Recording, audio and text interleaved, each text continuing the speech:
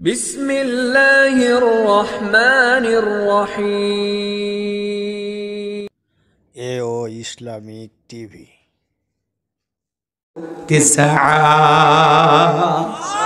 আমার আল্লাহ ডেকে বলেন তারা গুহার ভিতরে ঘুমিয়েছিলেন ৩০৯ বছর। আল্লাহু আকবার বলেন। আমার ভাইয়েরা ভালো করে বোঝার চেষ্টা করবেন, ৩০৯ বছর ঘুমের মধ্যে রেখে আল্লাহ যদি সেই আসহাবের কাহাফের নওজোয়ান যুবকদেরকে ঘুম থেকে জাগ্রত করে দিতে পারেন, তাহলে বছরের পর বছর কবরে থেকে কিয়ামত যখন সংগঠিত হবে, কবর থেকে আল্লাহ পাক আপনাকে আমাকে জীবিত করার ক্ষমতা আছে না নাই? এই কথার দ্বারা, এই ঘটনার দ্বারা আপনাদের কি বিশ্বাস হয় কি না? কথা বলেন না কেন ভাই? ৩০৯ বছর ঘুমের মধ্যে রেখে আল্লাহ যদি তাদেরকে জীবিত করতে পারেন, তাহলে আপনি আমি যখন মৃত্যুবরণ করব, মিনহা খলাকনাকুম ওয়া ফিহা নুঈদুকুম ওয়া মিনহা নুখরিজুকুম তারাতান উখরা, এই মাটি দিয়ে তোমাদেরকে সৃষ্টি করেছি, এই মাটির ভিতরে তোমাদেরকে রাখা হবে, এই মাটি থেকে পুনরায় জীবিত করা হবে। বলুন আল্লাহু আকবার। এই যুবকেরা এমন ভাবে ঘুমিয়েছিল, তাদেরকে ডান পাশ বাম পাশ আল্লাহ ফিরিয়ে দিতেন, তাদের চোখগুলো জাগ্রত ছিল, দেখে মনে হয় না যে ঘুমাইছে, দেখে মনে হয় জায়গায় আছে। আল্লাহু আকবার বলেন। চোখ বড় বড় করে আছে, আবার গুহার ভিতরে কুকুর দুপা সামনের দিকে এগিয়ে দিয়ে আছে, জিহ্বাটা এমন ভাবে ঝুলে আছে। ওই অবস্থায় প্রথম মানুষ দেখলে আল্লাহ ডেকে বলেন, নবী গো, আপনিও যদি দেখতেন আপনিও ভয় পাইতেন। আল্লাহু আকবার বলেন। তাহলে চিন্তা করেন বাজান গো আমার, এইভাবে সিকিউরিটি দিয়া চোখ দুইটা খোলা রেখেও মানুষকে ঘুমানোর ব্যবস্থা করে দিতে পারেন কে? চোখ খোলা, কিন্তু কি হয়েছে? ঘুমে আছে। সুবহানাল্লাহ বলেন। রাগ করেছেন মনে হয়। তাহলে কয় বছর ঘুমে রেছিল? আরো জোরে বলেন, কয় বছর? ৩০৯ বছর। তাহলে তিনটি প্রশ্ন করেছিল। এক নাম্বার আসহাবে কাহাফের সেই সমস্ত যুবকদের কথা, আর বাকি দুইটা প্রশ্নের উত্তর যদি আমি বলতে চাই কমপক্ষে আরো ২ ঘন্টা লাগবে। কষ্ট হচ্ছে আপনাদের না? কিছু বলবেন?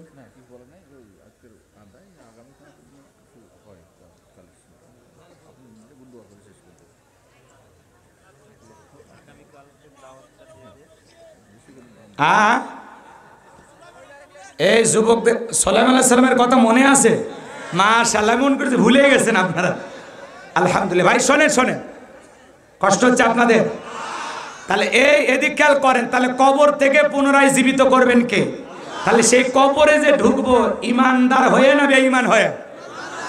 ওয়ালা তামুতুন্না ইল্লা ওয়া আনতুম মুসলিমুন। আল্লাহ বলে তোমরা মুসলমান না হয়ে, মুসলিম না হয়ে মৃত্যুবরণ করো না, কবরে আসিও না। তাহলে কবরে যাওয়ার আগে প্রকৃত মুসলমান হয়ে কবরে যাওয়ার দরকার আছে না নাই?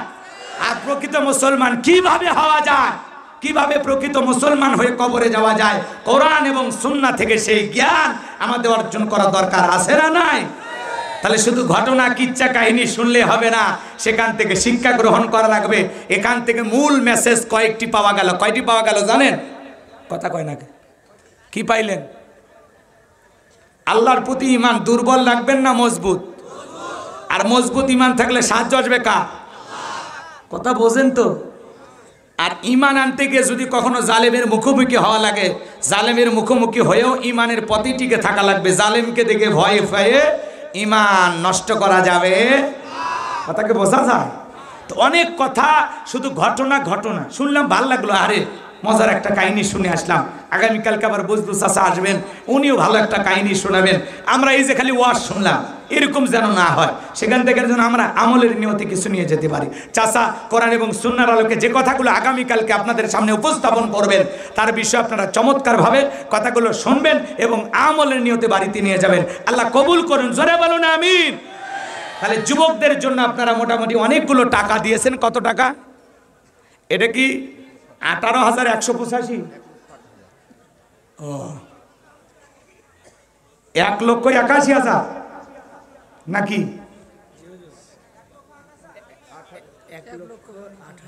ও, বুঝতে পারছি, 1,08,185 টাকা আপনাদের দিয়েছেন। আলহামদুলিল্লাহ বলে। আমি মনে করছি 18 লাখ, যেহেতু অনেক খরচ হয়েছে তো। আচ্ছা যাই হোক, এদিক খেয়াল করেন। কষ্ট হচ্ছে আপনাদের? বিরক্ত হয়েছেন? তাহলে সুলাইমান আলাইহিস সালামের সেই কথাটা বলে আমি দোয়ার দিকে চলে যাব। কষ্ট হচ্ছে আপনাদের? তাহলে ভাইয়েরা আমার, আরো যে 2টা বিষয় ছিল, বাদশা জুলকারনাইনের যে ঘটনা, বলবো বলবো না, বললে তো আরো 1 ঘন্টা ওইদিকে। আবার রুহ কি, বলি রুহ, এ রুহটা কি? এ রুহ সম্পর্কে এলেম কার কাছে? এগুলো নিয়ে অনেক তথ্য আছে। রুহ সম্পর্কে যদি আলোচনা করি, এটা তথ্যবহুল আলোচনা, খুবই গুরুত্বপূর্ণ মেসেজ আছে আলোচনার ভিতরে। সূরা বানী ইসরাইল থেকে কিছু কথা আপনাদের সামনে বললে হয়তো ভালো লাগতো, যেহেতু আগামীকালকে মাহফিল আছে। যতটুকু আলোচনা হয়েছে বক্তা শ্রোতা সবাইকে আল্লাহ পাক আমল করা তৌফিক দান করুন। এইবার সুলাইমান সালাম ডেকে বলে, আব্বা ওই সিন্ধুকের ভিতরে 3টা জিনিস থাকবে। কয়টি বলেন? কয়টি? আরো জোরে বলেন, কয়টি? এ বাজান গো, আমার গভীর মনোযোগ দিয়ে শুনবেন। মা বোন যারা বসে আছেন, মা আপনারা একটু মনোযোগ দিয়ে শোনেন। নবী সুলাইমান ডেকে বলে, বাবা দাউদের সামনে ডেকে বলেন, আব্বা জান ওই সিন্ধুকের ভিতরে 3টা জিনিস থাকবেন। 1 নাম্বার থাকবেন আল্লাহর পাঠানো একটি কিতাব, যার নাম হলো সহিফা। বলেন আল্লাহু আকবার।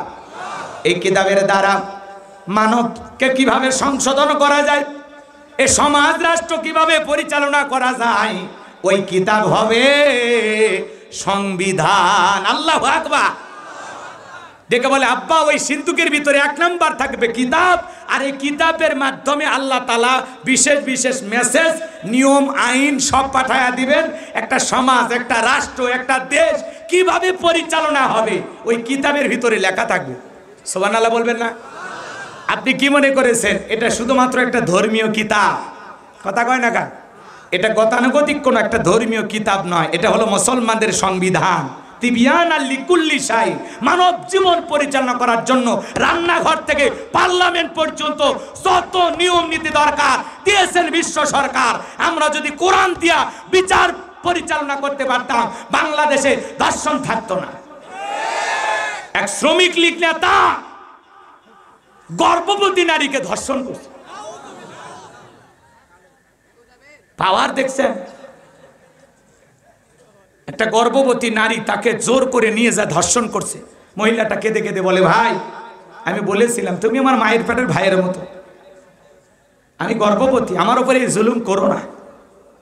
যারা গর্ভবতী নারীকে রক্ষা দেয় না, রেহাই পায় না, এই সমস্ত মানব রূপী জালেমদের বিচার দুনিয়াতে না হলে আল্লাহর আদালতে হবে। বিশ্বাস করেন, একজন জিনাকারী নারী পুরুষের বিচার আল্লাহর কোরআন দিয়ে যদি করা হতো, বাংলাদেশে ধর্ষণ তো দূরের কথা, বাংলাদেশি যুবকদের মাঝে মাঝে স্বপ্ন দোষ বন্ধ হয়ে যেত। নারীদের দিকে বাঁকা চোখে তাকানোর সাহস পেত না। কথা বলে ঠিক কিনা?